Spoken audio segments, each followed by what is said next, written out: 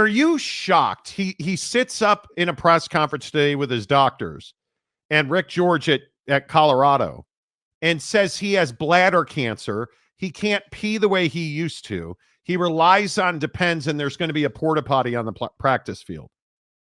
I mean, just absolutely shocking. Was that surprising to you? Yeah, I mean, it definitely wasn't, it wasn't great to have to listen to. I mean, it's definitely tough. It's definitely, not comfortable. Nobody would want to be in that position. And I think that, I appreciate Deion Sanders being so transparent. I mean, there's nothing requiring him to be that transparent. He could have just easily said that he was dealing with something and now he's back. Yeah. But he gave pretty much full transparency. And I think that's obviously that's great. But I think that people were kind of shocked to hear like, hey, I can't. When you have a guy like him come out and say like, hey, I can't pee the same, like that's kind of rough, dude. I give the guy a lot of credit for talking about it, because why? Well, I mean, it is, I think, inspirational to a lot of people. I think in the Black community where healthy men you tend to take that for granted, and then you are sick, and there's a pride factor, there's a family factor. Deion Sanders, one of the most affluent men in this country, I think represents a lot of courage, a lot of thought, because it's not easy to deal with what he's dealing with. He's had 14 surgeries since he started at Jackson State, he said today.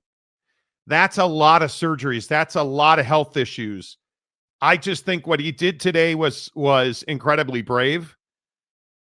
If I'm Colorado, I mean, I think he's an excellent role model, but now don't you have to be fearful for his well-being? Like, forget winning and losing football games. The guy has lost toes. The guy now has lost his bladder. Like, I mean, this is a really serious thing. And you have no idea what caused bladder cancer, right?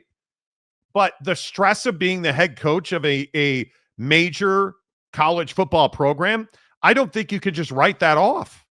I don't think you can just say like, hey, coaching's easy, or I mean, that's got to shorten your life being a head coach. And then you throw in bladder cancers and toe surgeries and staph infections, and it's a lot to deal with. There's no doubt. It's hellacious. Yeah, there's a lot to deal with. It is. I think when you look at the way that he has had to handle his health, that he had to sit up there today with his doctor and the support staff that have been with him since day one, just to stop people from talking about or wondering about his health. I mean, it was a pretty remarkable thing to see. How often do we see this in college football or in sports in general? Not often. Yeah, I just don't think you almost never see it. I think the transparency is really the big thing. I mean, the stuff he was talking about was incredibly difficult, and I just think that he,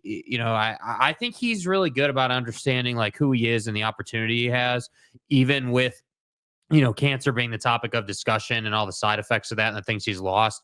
I think he does a really good job of understanding like, hey, I am Deion Sanders. Like, if I talk about it, maybe that could help some other people talk about it. Like, I think he appreciates that opportunity, which is why, he talks about it. And, it's definitely, it's good for the world, in my opinion. And I think, again, and I'm not, I think this is a matter of fact. I don't think I'm playing the race card, but as a prominent Black man, you can see, and if you watch his shows, he takes it seriously. Strong Black men do not like to talk about their health issues. The Black community has a certain level of distrust in the medical system. They don't believe that they will get quality care. And so to hear Deion Sanders sit up there and praise his doctors and talk about the process, and I think it's such a brave thing to do, the courage that takes to sit there and talk about incontinence. He's talking about the fact that he has to use Depends underwear because he does not have control of his bladder. Mm-hmm.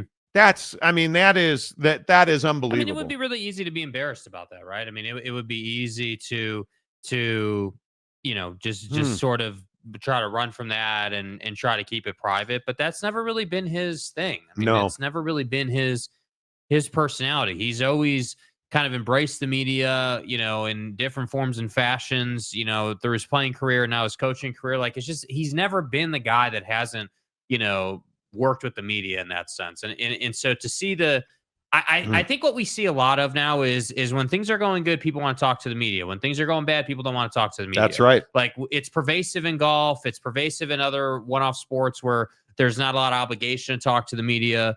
And so, like, this type of thing, like, he didn't have to do this today. No. Like, there was no, like, media obligation today, but he knew that it was an ongoing conversation and something that, it would have dominated fall camp. Like, There's no question. I think it would have been a distraction, and I think that's what people would have been talking about instead of, football and the kids and the development and where the team's going to be, all the usual stuff. So I just think it was really good on a number of levels. Like, yes, you were transparent. Yes, you gave people an opportunity to feel a bit better, maybe about themselves if they were struggling with something similar, but also about you. But then additionally, you did a good job of coaching there, because now you can go to your kids and you can say, hey, like, I just had one of the hardest conversations that I could literally ever have in my life in front of the media. Like, you and I are going to talk about why you're not doing good in class or whatever it might be. So I think he's doing also a good job of role modeling for the team. Yeah, I just think he's such a strong dude, and I give him a lot of credit for that. And this is going to be a difficult season ahead too. Like, I mean, obviously first season without Shador and Travis, but I think that it's still a big opportunity, because now you're really, by everyone's standard, right? The haters, the lovers, the unbelievers, as he says, like, everybody's on the same page now. Like, now, hey, this is Deion coaching the team, getting the most out of kids that are not his son and, his best friend who happened to be a generational football player. Like, it's different. I just thought it was an incredible moment. And then you get into these rankings of coaches. Deion Sanders ranks 7th by CBS Sports in the Big 12.